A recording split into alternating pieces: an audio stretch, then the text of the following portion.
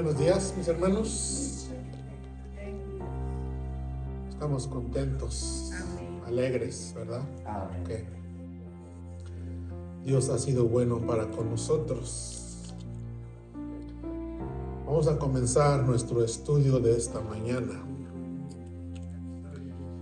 Y vamos a abrir nuestras Biblias en el libro de Jeremías.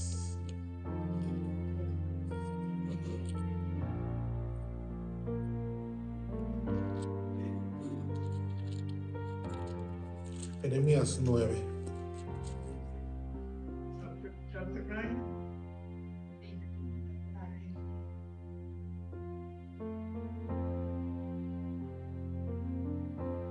Jeremías capítulo 9. Vamos a leer dos versículos, 23 y 24.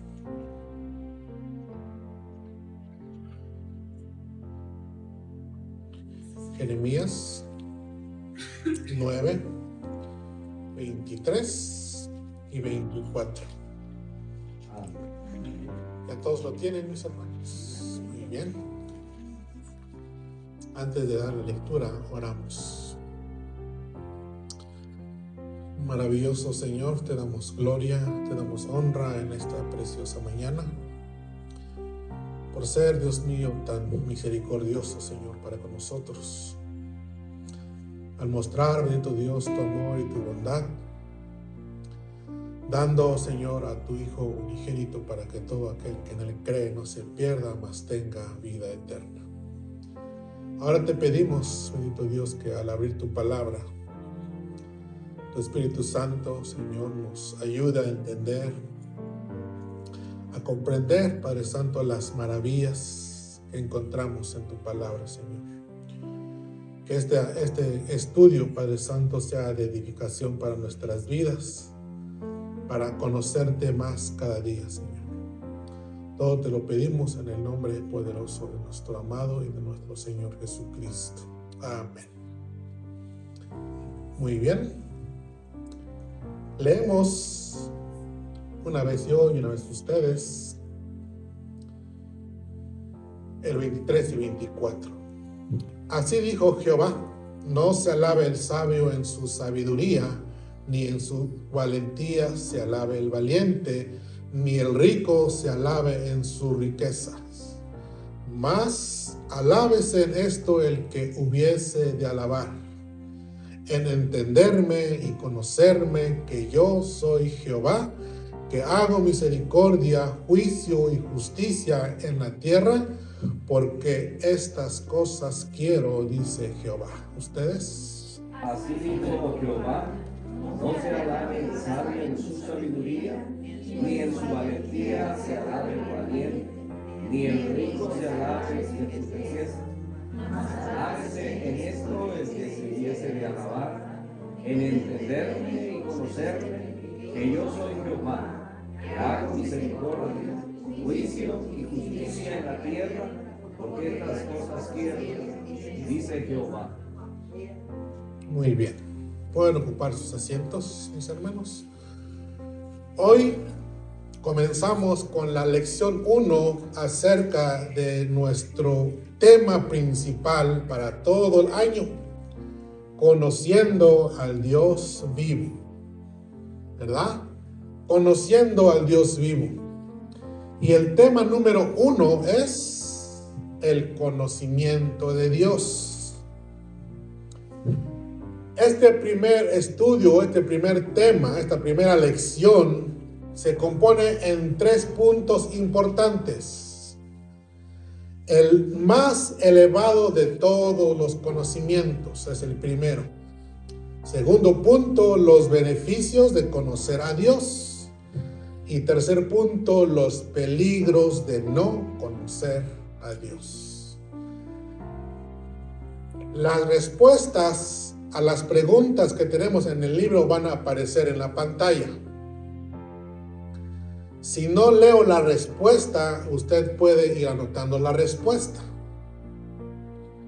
porque tal vez no voy a leer algunas respuestas, pero usted va a tener la respuesta en la pantalla Y como dije hace 8 días, si no es igual, no son las mismas palabras, pero que tiene la misma idea, bueno, pues entonces está correcto. Pero si no, entonces tiene la oportunidad de corregir su respuesta si es que ya la tiene. Para avanzar, el conocimiento de Dios es el tema de hoy. Y el primer punto es el más elevado de todos los conocimientos.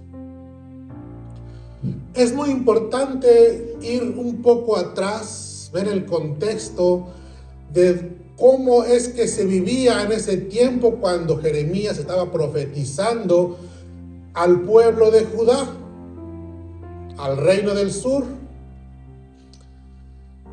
El reino de Israel se dividió en 2 reinos, el reino del norte y el reino del sur. Entonces, Jeremías estaba profetizando al reino del sur. Él profetizó en un tiempo de gran inestabilidad política y declive moral en Judá. Antes y durante la caída de Jerusalén ante Babilonia. Cuando vinieron los babilonios, el rey Nabucodonosor, a conquistar el reino de Judá, en esos tiempos Isaías estaba profetizando. Y la razón por la que Jeremías está diciendo estas palabras, lo que acabamos de leer, es porque el pueblo había comenzado a olvidar los mandamientos de Dios. Y se estaban enfocando solamente en el conocimiento intelectual, o sea, en la sabiduría, en el poder y en las riquezas. Eso es lo que estaba pasando en este contexto, que se estaba enfocando mucho en la sabiduría humana, en el poder humano y en las riquezas. 3 cosas que el mundo elogia. Cuando tú tienes sabiduría, cuando tú tienes poder, cuando tú tienes riquezas, eres reconocido mucho más en toda en el área donde tú estás, olvidándose completamente de Dios y elevando la riqueza, la sabiduría mucho más alto que el conocer a Dios. Es por eso que Jeremías comenzó y dijo estas palabras. Así dijo Jehová: no se alabe el sabio en su sabiduría. 3 cosas importantes. El profeta Jeremías hace un llamado a dejar toda la autosuficiencia para enfocarse en una relación verdadera con Dios. Ese era el llamado, ese era el desafío y sigue siendo el desafío hasta el día de hoy. La sabiduría humana, la riqueza y el poder son 3 cosas que el hombre natural ama profundamente. Son 3 cosas que su corazón las codicia permanentemente. Y eso lo vemos por todo el mundo. El que tiene el poder, el que tiene la sabiduría, el que tiene el poder, el que tiene las riquezas es el que manda. Pero la sabiduría y el poder y la riqueza no son lo más importante, no es la base para un conocimiento de Dios. La sabiduría intelectual, la fuerza física y las riquezas son cosas pasajeras, no son duraderas, no son permanentes. Y todavía agregándole a eso, no lo obtenemos por nuestras propias fuerzas, si Dios no lo quiere así. La única razón para gloriarse es entender y conocer a Dios reconociendo su naturaleza y su misericordia. Por eso es que tenemos aquí una primera pregunta. ¿Cuál es el conocimiento más importante y más esencial que puede tener? Y dice, explica tu respuesta, y la respuesta que yo tengo es la que tienen en la pantalla. La verdadera fuente de orgullo y de satisfacción no se encuentra en las posesiones o talentos humanos, sino en entender y conocer a Jehová. Este conocimiento implica la comprensión de Dios y sus atributos. Este conocimiento implica la comprensión de Dios, de qué es, Este conocimiento implica la comprensión de que Dios es quien hace misericordia, juicio y justicia en la tierra. En el libro tenemos una nota ahí abajo en color gris que dice: los atributos de Dios se refieren a sus características fundamentales.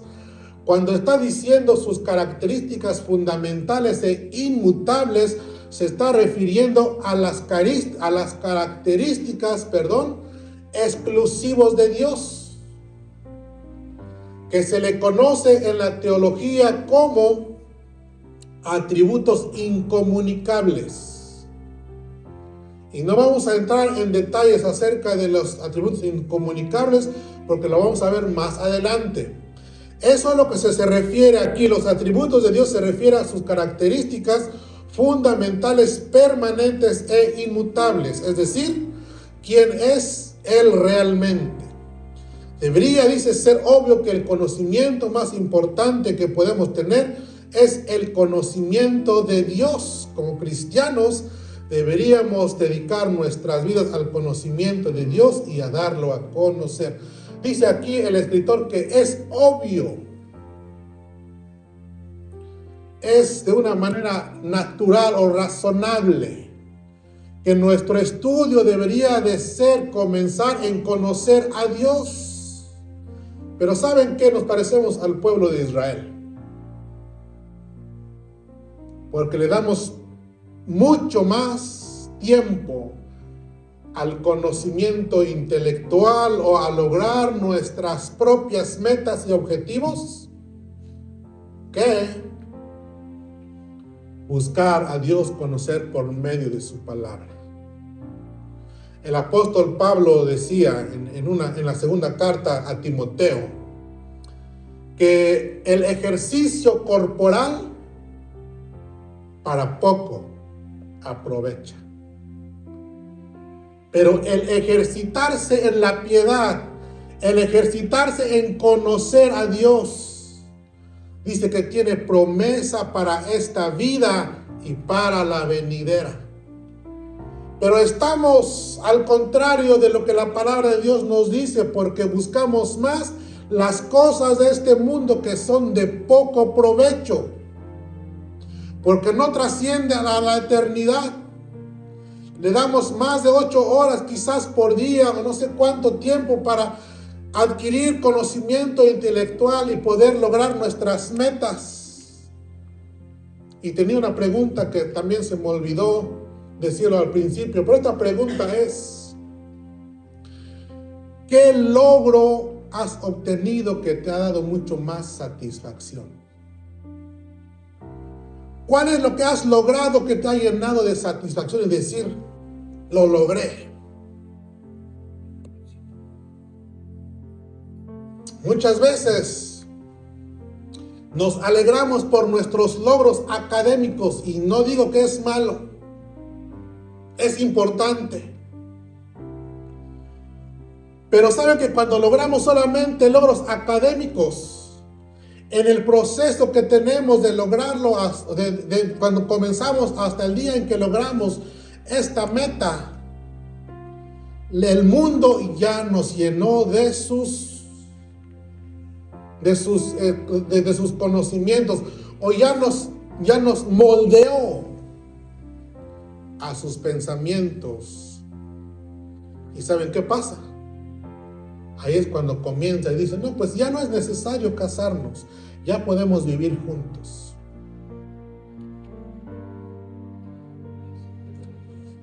se pierden los principios bíblicos. Y es muy difícil regresar una vez más. ¿Por qué? Porque le dimos prioridad a las cosas de este mundo. Y el apóstol Pablo también decía: si pues habéis resucitado con Cristo, buscad las cosas de arriba y no las de la tierra. Mismo Jesús también dijo: buscad primeramente el reino de Dios y su justicia, y todas las cosas, dice, vendrán por añadidura. Dios sabe las cosas que nosotros necesitamos. Pero es obvio que nosotros debiéramos dar o tener un tiempo especial para conocer a Dios. Pero realmente nos hemos olvidado de ello. Dice aquí que como cristianos deberíamos dedicar nuestras vidas al conocimiento de Dios y darlo a conocer. Pero la realidad es que no dedicamos nuestras vidas a conocer a Dios. Lo dedicamos a otras cosas. No lo dedicamos, y como no dedicamos nuestro tiempo a conocer a Dios, tampoco no podemos dedicar mucho menos tiempo para darlo a conocer. Entonces nuestro conocimiento de Dios comienza con sus atributos, pero no se detiene ahí. También incluye el conocimiento de su voluntad, a que nos exhorta el libro o la carta de Efesios 5:17. Y lo vamos a leer solamente el versículo 17, y dice así: por tanto, no seáis insensatos, sino entendidos de cuál sea la voluntad del Señor. Lo que el apóstol Pablo nos está diciendo, o la respuesta que tengo ahí, que puse ahí, dice: nuestro principal entendimiento de la voluntad de Dios viene de un buen conocimiento de la palabra de Dios. Y para tener un buen conocimiento de la palabra de Dios, mis hermanos, esto es lo que necesitamos hacer. Nos vamos 2 versículos atrás. Efesios 5:15. Mirad pues con diligencia cómo andéis, no como necios, sino como sabios, aprovechando bien el tiempo, porque los días son malos. Y luego ahora sí viene el 17. Por tanto, no seáis insensatos, sino entendidos de cuál sea la buena voluntad del Señor. Para tener un buen entendimiento de la voluntad de Dios, dijimos que viene de un buen entendimiento de su palabra. Pero no podemos lograr tener un buen entendimiento de su palabra si no miramos con diligencia, si no nos enfocamos, si no tomamos tiempo. ¿Sí? No podemos tener un buen entendimiento de su palabra si solamente lo leemos una vez por semana. Por tanto, no seáis insensatos, sino entendidos. Significa no actuar con necedad o ignorancia espiritual, sino comprender y aplicar activamente la voluntad de Dios a través de su palabra, viviendo sabiamente, aprovechando bien el tiempo y rechazando el mundo para glorificar a Cristo. La voluntad del Señor se refiere a sus propósitos, a sus planes, a sus deseos. Cuando nosotros vamos a una compañía a trabajar, no podemos nosotros agradar a nuestro patrón, a nuestro jefe, si no conocemos qué es lo que él le agrada, qué es lo que él le gusta, cómo quiere que se haga el trabajo. Necesitamos conocer bien lo que él desea. Entonces, para que nosotros podamos hacer la voluntad de Dios, necesitamos nosotros saber cuáles son los propósitos de Dios para nuestra vida, cuáles son sus planes, cuál es el deseo que Él tiene para nosotros. Es una exhortación a vivir con sabiduría, no como necios, sino como personas que administran bien su tiempo con diligencia, haciendo el mejor uso de cada oportunidad para agradar a Dios, ya que vivimos en un mundo lleno de distracciones y maldad. Y el tiempo es un recurso precioso pero limitado, que debe usarse para propósitos eternos. Para propósitos eternos, para cosas que trascienden, que no solamente se quedan en este mundo. Por eso es que la parábola dice que nosotros debemos de hacer tesoros en los cielos, donde ni el orín ni la polilla corrompen. Es donde debe de estar nuestro objetivo. Dice, la voluntad de Dios se refiere a sus propósitos y planes y deseos, que ya lo leímos. Estamos llamados a buscar la voluntad de Dios y a vivir conforme a esta. En las Escrituras, la palabra insensato es un término moral. No se refiere a una persona que no es inteligente, sino a alguien que no reconoce la importancia de conocer a Dios y vivir conforme a su voluntad. La palabra insensato dice aquí que no se refiere a una persona que no es inteligente. La persona insensata es como el hombre que escuchó la palabra de Dios en los dos cimientos. Dice que el hombre sabio construyó su casa sobre la roca, pero el hombre necio o insensato dice que, habiendo escuchado también el mismo consejo, decidió edificar su casa sobre la arena. Entonces el hombre insensato es alguien que no reconoce a Dios ni le da la importancia de vida a sus consejos. Según las palabras de Jesús en Juan 17:3, ¿qué es la vida eterna? Son dos preguntas. ¿Cuál es el único y gran propósito de la nueva relación de los creyentes con Dios? La primera respuesta, ¿qué es la vida eterna? Es conocer al Dios único y verdadero y a Jesucristo, a quien ha enviado. No solo es existir para siempre, sino vivir en comunión y conocimiento íntimo con Dios y su Hijo, aplicando este conocimiento a nuestra vida en amor y obediencia, manteniendo una relación personal con Él. Eso es la vida eterna. ¿Cuál es el segundo? Esa es la segunda pregunta. ¿Cuál es el único y gran propósito de la nueva relación de los creyentes con Dios?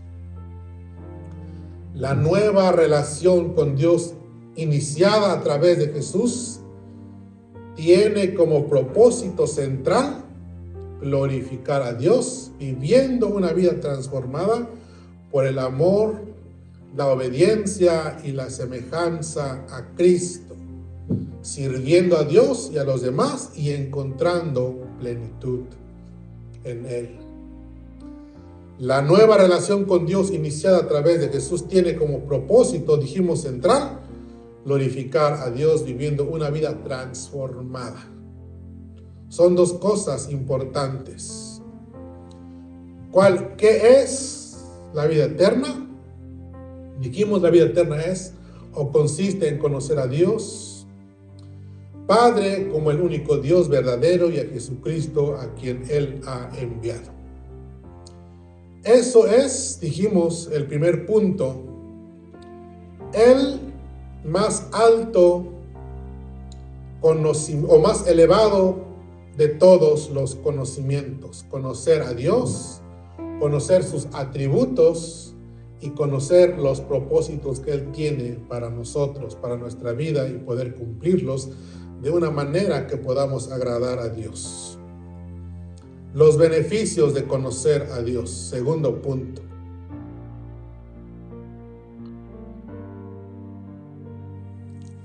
Dice al principio en nuestro libro, los beneficios de conocer a Dios son tan vastos que no pueden ser considerados en detalle en esta obra. Sin embargo, mencionaremos algunos de los más básicos, los cuales son declarados explícitamente en las Escrituras. A continuación, se mencionan 4 grandes beneficios que derivan de un conocimiento bíblico de Dios. Como primer punto es entendimiento. Este primer punto que nos enseña Proverbios 9:10 dice sobre el conocimiento de Dios es el temor de Jehová es el principio de la sabiduría y el conocimiento del Altísimo dice es la inteligencia. El temor de Jehová es el principio de la sabiduría. El principio fundamental de la verdadera sabiduría y la inteligencia es el temor a Dios, el temor a Jehová. Este temor no es un temor de terror, sino una profunda reverencia, respeto y sumisión a Dios, reconociendo su poder y su santidad. Eso es lo que hemos estado aprendiendo las semanas anteriores, ¿sí? No es un temor de terror, sino una profunda reverencia y respeto y sumisión a Dios. Este es el punto de partida para cualquier conocimiento que valga la pena, contrastando con la necedad que rechaza a Dios. En resumen de este primer punto, para ser verdaderamente sabio e inteligente, uno debe primero honrar y obedecer a Dios y buscar entender quién es Él y sus caminos. El segundo beneficio de conocer a Dios es confianza o fe. ¿Qué nos enseña Salmos 9:10 sobre aquellos que conocen a Dios? Dice, en ti confían los que conocen tu nombre. Por cuanto tú, oh Jehová, dice, no desamparaste a los que te buscaron. El conocer a Dios, el beneficio de conocer a Dios es que nosotros tenemos confianza y fe en Él. Cuando conocemos que Dios es fiel, podemos confiar en su fidelidad. Porque no solamente lo ha dicho, sino que ha demostrado su fidelidad en toda la historia. Cuando conocemos lo que Él ha hecho en el pueblo de Israel durante toda la vida, vemos que la fidelidad de Dios ha sido siempre una de sus características fundamentales. Por eso es que Moisés escribía y decía, conoce a Dios, que Dios es fiel.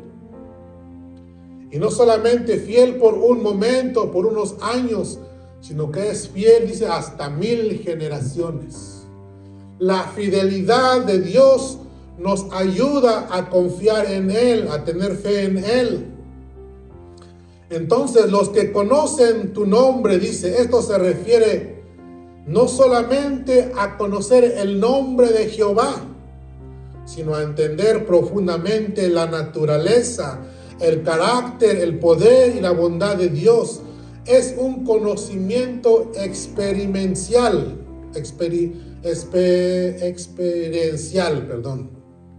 y no solo intelectual. Es un conocimiento íntimo. Y ahorita me acordé de algo. Cuando dice que nosotros nos debemos de gloriar en conocer, en entender y conocer a Dios. ¿Cómo nos podemos gloriar? ¿Cómo nos podemos gloriar en conocer y entender a Dios. Una vez estaba yo arrancando un árbol en una de unas casas donde yo voy a trabajar. Y como alrededor de este árbol hay muchas cosas, hay cables, hay pipas, entonces lo trataba yo de arrancar con mucho cuidado, ¿verdad? Y iba cortando raíz por raíz para que no dañara yo otras cosas.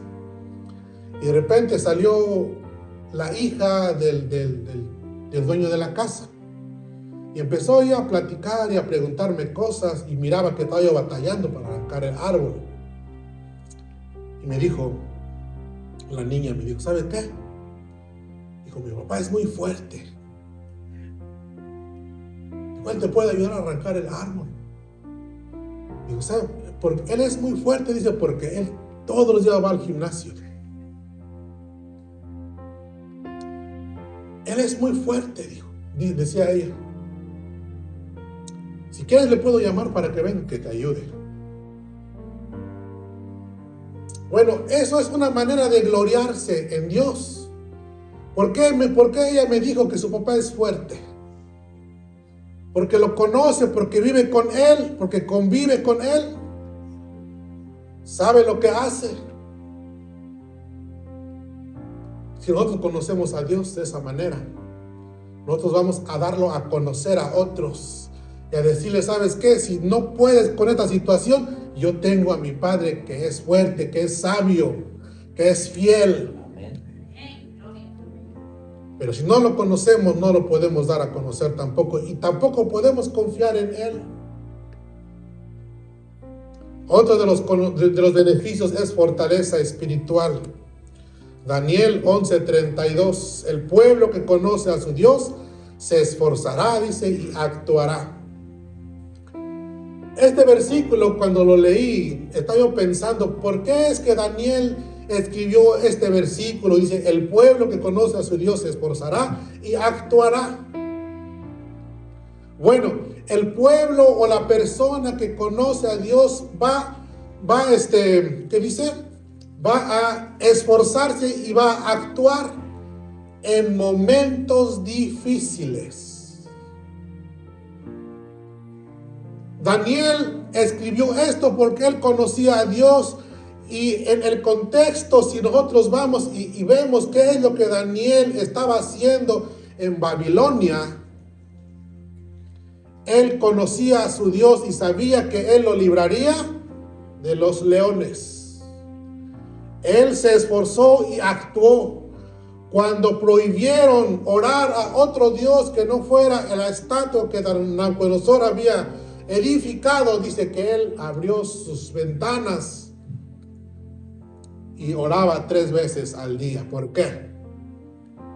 Porque conocía a su Dios, conocía que Él es poderoso para librarlo. No solamente lo daba a conocer en momentos de paz, sino en momentos de dificultad. Mientras el mundo va en contra de nosotros, nosotros tenemos que darlo a conocer esforzadamente. Esto nos recuerda que la verdadera fortaleza viene de Dios y se manifiesta al conocerle y serle fiel, incluso cuando las circunstancias son difíciles. No es tiempo de pasividad, sino de actuar conforme a la voluntad de Dios, aun cuando esto implique sufrir. Eso es un beneficio más de conocer a Dios, fortaleza espiritual. Y el último beneficio que tenemos aquí es la perseverancia. ¿Qué declara el apóstol Pablo en 2 Timoteo 1:12? Por lo cual, asimismo dice, padezco esto. Pero no me avergüenzo, porque yo sé a quién he creído y estoy seguro que es poderoso para guardar mi depósito para aquel día. Conocer a Dios, mis hermanos, es la clave para la perseverancia. El apóstol Pablo estaba escribiendo esta carta en sus últimos días, ya para ser ejecutado. En este momento, cuando Pablo sabía que iba a ser ejecutado, que iba a ser decapitado, dijo: no me avergüenzo de eso. Porque yo sé, dice, a quién he creído. Él cuando dijo que es poderoso para guardar mi depósito para aquel día, estaba hablando de su alma, no de su cuerpo, que iba a quedarse en esta tierra.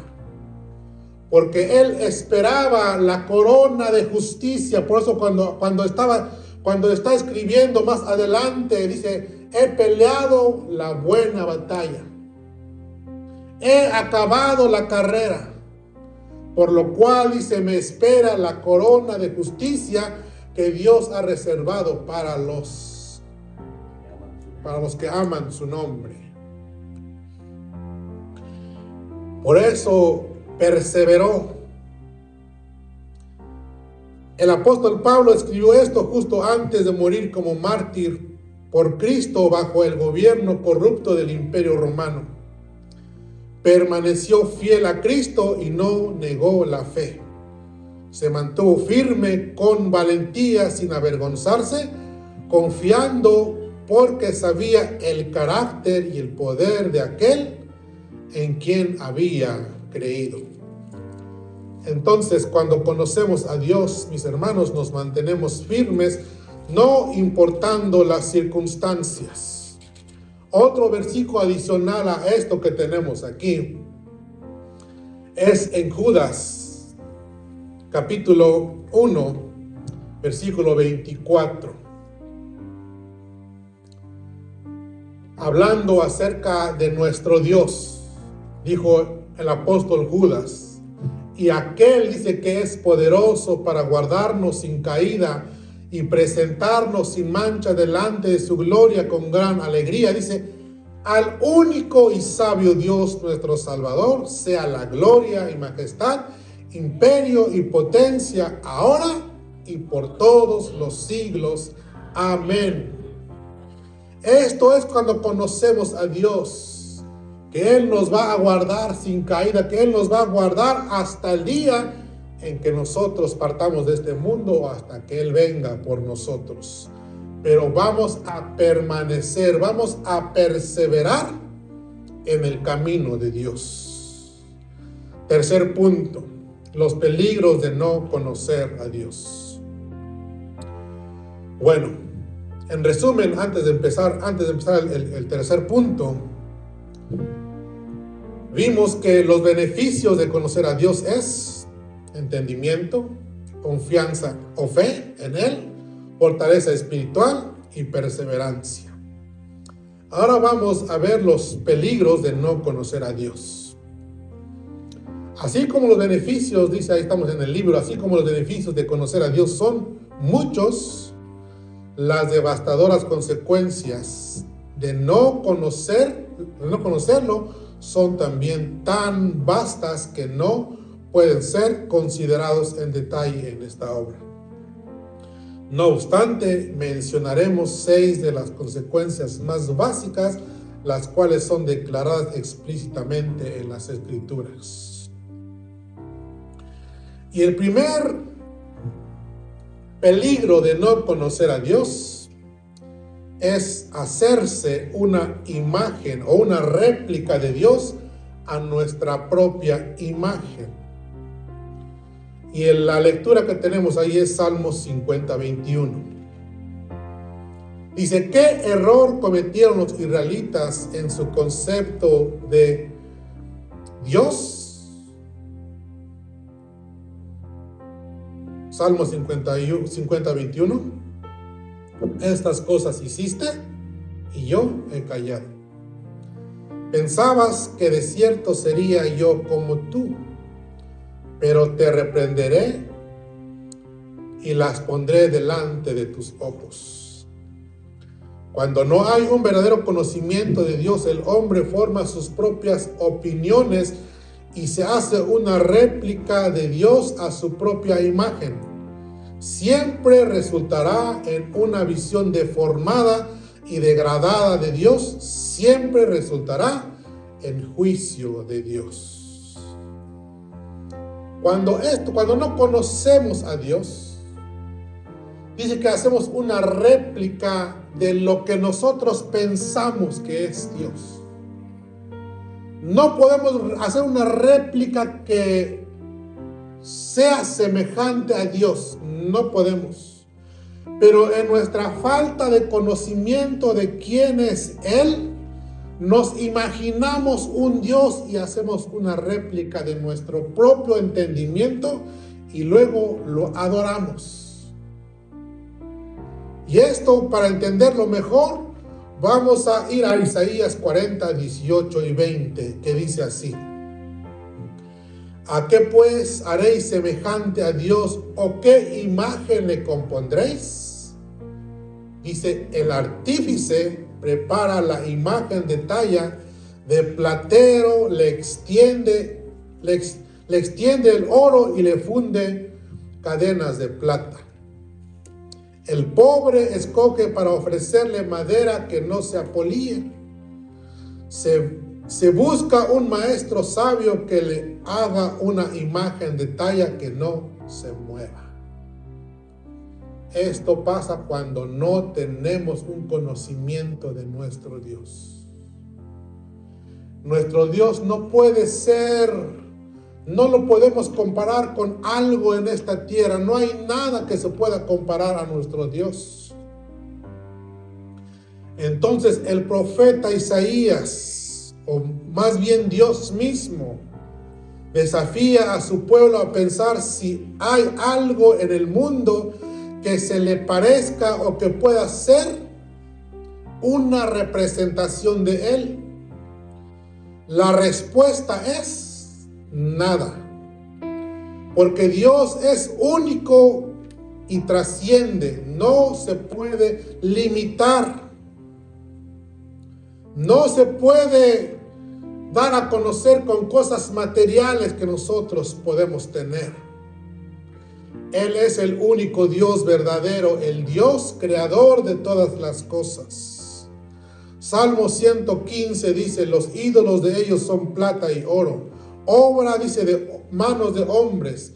Tienen boca, mas no hablan, tienen ojos, mas no ven, orejas tienen, mas no oyen, tienen narices, mas no huelen, manos tienen, mas no palpan, tienen pies, mas no andan, no hablan con su garganta. Y el 8 es muy importante, dice, semejante a ellos son los que las hacen y cualquiera que confía en ellos.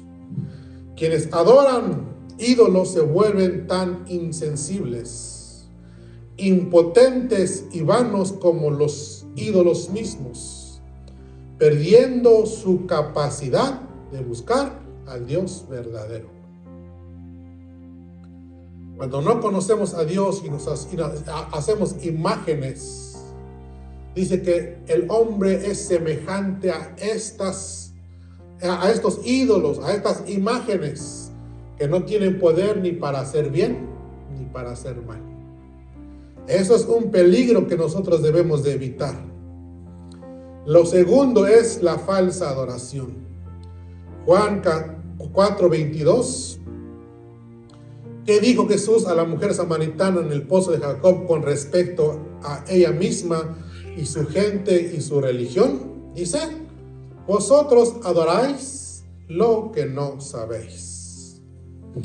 Jesús hablaba con la mujer samaritana sobre la diferencia entre la adoración verdadera y la falsa adoración, enfatizando que los samaritanos adoraban lo que no conocen. Y cuando estaba diciendo que adoraban lo que no conocen, es que ellos habían mezclado la fe y la superstición, sin el conocimiento completo de las Escrituras. Jesús se refiere a la adoración de los samaritanos que era una mezcla de tradiciones judías y paganos, sin el conocimiento completo de las Escrituras. Cuando no conocemos a Dios, adoramos lo que no conocemos, lo que no sabemos, lo que nos han impuesto como tradiciones humanas. Y no adoramos al verdadero Dios. Jesús le dijo a la mujer que la verdadera adoración que el Padre busca es en espíritu y en verdad, no ligada a un lugar físico, sino a una relación auténtica con Dios. No está ligada, dijimos, a un lugar físico, sino a una relación personal y auténtica con Dios. Entonces, la tercera consecuencia, incredulidad o falta de confianza. ¿Cuáles son las implicaciones de las preguntas que hace el apóstol Pablo sobre conocer a Dios en Romanos 10:14? ¿Cómo pues invocarán a aquel en el cual no han oído? ¿Y cómo creerán en aquel en quien no han oído? ¿Y cómo oirán sin haber quien les predique? La nota que tenemos ahí: aunque este texto se aplica directamente a la predicación del Evangelio, tiene una aplicación más amplia con respecto al conocimiento de Dios. ¿Cómo alguien puede creer en Dios que no le conoce? Esto se aplica no solo a la fe del pecador, que conduce a la salvación, sino también a la fe o a confianza del creyente en Dios, que es necesaria para la vida cristiana. Como ya hemos aprendido de Salmo 9:10, solo aquellos que conocen el nombre de Dios pondrán su confianza en Él. Entonces, vamos al siguiente, al 4, porque si no, no vamos a acabar.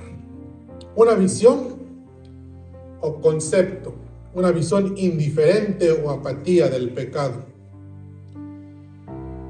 En 1 Corintios 15:34, el apóstol Pablo reprendió a la iglesia en Corinto porque algunos de los que profesaban ser creyentes, entre ellos, no entendían el conocimiento real de Dios.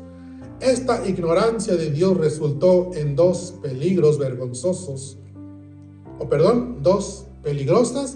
y vergonzosas consecuencias. Inciso A: no estaban velando debidamente. El término pecado, las tradiciones inglesas de este versículo dicen become sober mind. Sean de una mentalidad sobria. Pero este mandato, velad debidamente, también puede ser traducido como sean sobrios o despiértense de su sopor etílico o embriaguez. Eso es lo que está diciendo. Es la traducción o la interpretación para poder entender las dos palabras anteriores. Sobrios o despiértense de su embriaguez. Puesto que no conocían a Dios, estaban viviendo como dormidos o embriagados con respecto a peligros del pecado y la importancia de vivir conforme a la voluntad de Dios. Y lo segundo es que estaban viviendo en pecado. El término pecado traduce una palabra griega que significa errar al blanco. Debido a que erraron el blanco con respecto a la naturaleza de Dios, también erraron el blanco con respecto a cómo debían vivir delante de Él.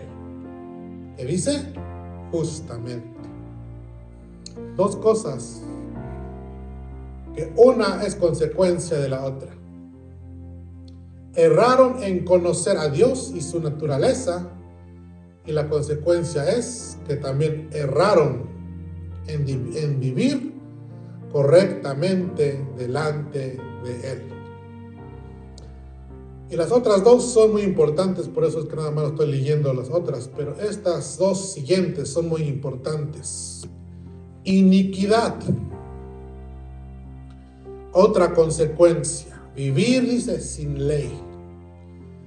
La palabra que las versiones hispanas traducen como iniquidad se refiere al estado de vivir apartado de la ley o de la voluntad de Dios. Es vivir como si no tuvieran ley o como si nunca hubieran dado su ley a los hombres. Esta es una consecuencia más grave de la ignorancia acerca de Dios. La iniquidad es vivir sin ley. Es desechar la ley de Dios. Como cuando el pueblo de Israel vivía en el periodo de los jueces. Dice que cada quien hacía lo que bien le parecía, porque no había rey en Israel. Eso es lo que nosotros estamos viviendo en estos últimos días. Queremos vivir apartados de Dios, por eso es que hay muchas personas que dicen que no hay Dios. Que no conocen a Dios y como no lo conocen no pueden decir que hay un Dios. Los ateos niegan que hay un Dios. Los agnósticos dicen que como no saben, no pueden creer. Y viven sin ley. La palabra,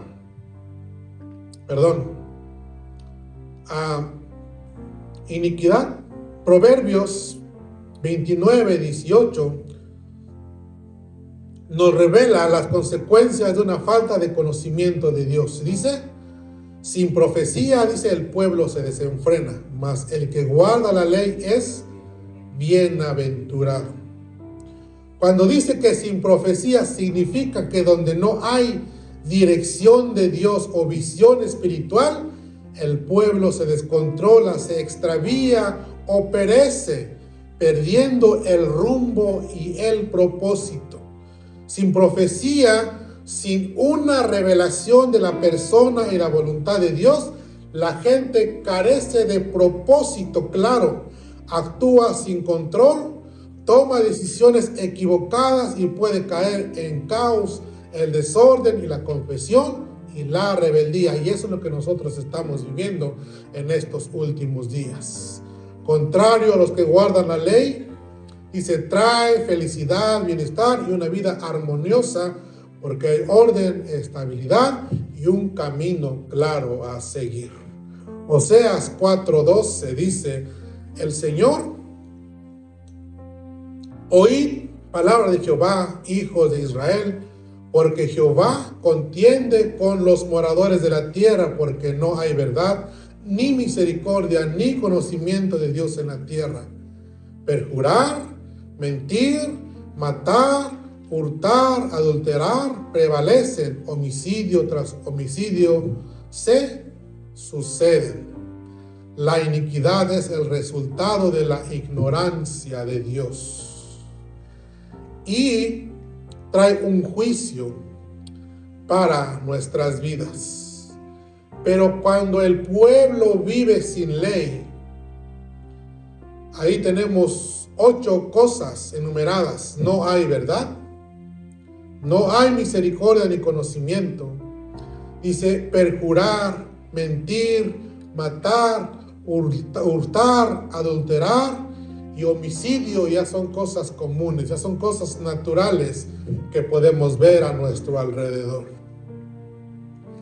Entonces, para terminar este punto, el último es la consecuencia, juicio divino y destrucción. Esta es la consecuencia más aterradora de ignorar el conocimiento de Dios, que nos enseñan los siguientes pasajes. ¿Qué nos enseñan, los siguientes pasajes sobre esta verdad?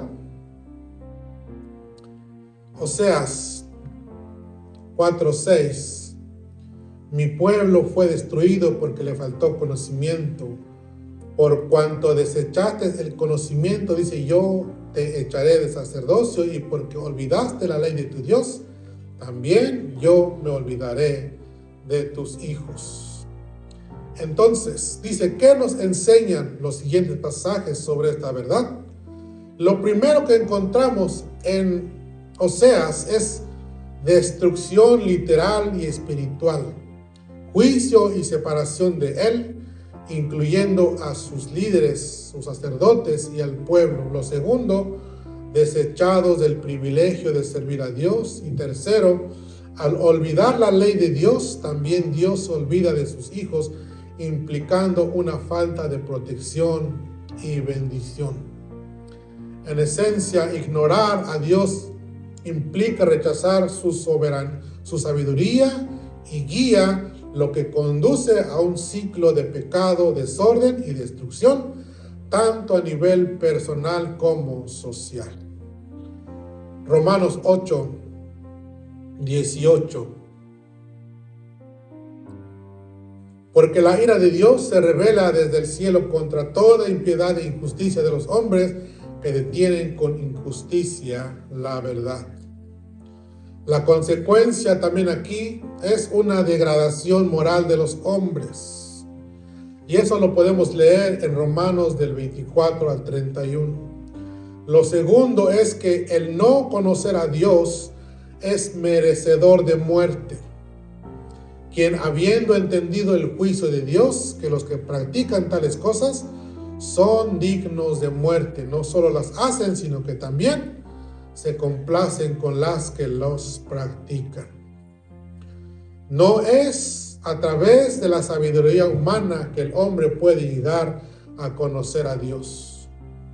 Cuando la vida cristiana se construye en la base de la sabiduría humana, las riquezas y el poder solo nos alejarán más de Dios. Estos cimientos son incapaces de dar estabilidad al ser humano y la consecuencia es devastadora. Es una ruina total. ¿En qué nos debemos gloriar entonces? Tengo aquí una cita de primera carta a los Corintios. Solamente voy a leer el 31 para terminar. Y si alguien tiene alguna pregunta, pues ya lo tiene que tener listo para terminar en unos cuantos minutos. Primera de Corintios 1, 31. Dice así: para que, como está escrito, el que se gloría, gloríese en el Señor. Pablo está enfatizando que toda la alabanza y el orgullo deben dirigirse a Dios, no a la sabiduría humana, la fuerza o la inteligencia, porque Cristo es nuestra sabiduría, justificación y redención. Este versículo, más bien este capítulo 1, culmina con el argumento de Pablo. La verdadera jactancia o el orgullo espiritual no es en las habilidades o logros humanas, sino en el Señor. No pude terminar todo lo que tenía, pero si tienen alguna pregunta, podemos contestarla ahorita mismo. Para terminar y para dar introducción al segundo tema, Colosenses 9:10, y terminamos. Por lo cual también nosotros, desde aquel día que lo oímos, no cesamos de orar por vosotros y de pedir que seáis llenos del conocimiento de la voluntad en toda sabiduría e inteligencia espiritual, para que andéis como es digno del Señor, agradándole en todo, llevando fruto en toda buena obra, dice, y creciendo en el conocimiento de Dios. Altísimo Dios, te damos gracias en esta mañana por ser tan bueno, Dios mío, y tan misericordioso para con nosotros. Te rogamos, bendito Dios, que nuestro anhelo, nuestro deseo, Señor, sea conocerte cada día más, Padre Santo, en tus atributos, en todo lo que tú eres y en la voluntad, Padre Santo, para con nosotros. Ayúdanos, Padre Santo, a conocerte a ti y a Jesucristo, a quien has enviado, para poder, bendito Dios, no solamente esperar una vida eterna en el cielo, sino también poder disfrutar de una vida plena, Padre Santo, de gozo y de alegría, sabiendo que tú eres nuestro Dios, que tú eres nuestro Rey. Te damos la gloria, la honra en el nombre poderoso de Jesús. Amén.